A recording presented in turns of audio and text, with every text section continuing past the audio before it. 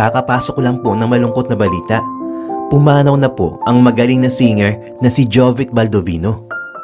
Kinumpirma sa Brigada Batangas ng pamunuan ng Jesus of Nazareth Hospital sa Batangas City na binawian ng buhay si Pilipinas Got Talent Season 1 Grand Winner Jovic Baldovino kaninang alas 4 ng umaga. Siya ay 29 years old lamang.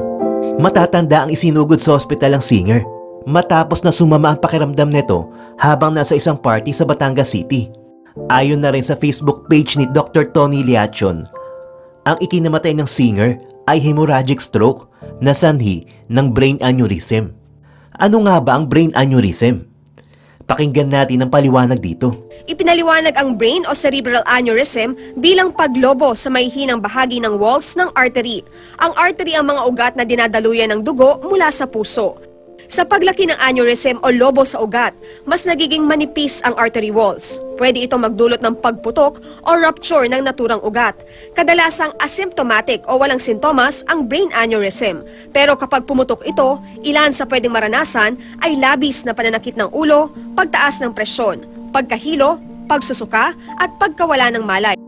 Kung matatandaan natin, ganito din ang nangyari sa pumanaw na aktres na si Isabel Granada at sa magaling na aktor na si Fernando Poe Jr. Rest in peace, Jovic Baldovino.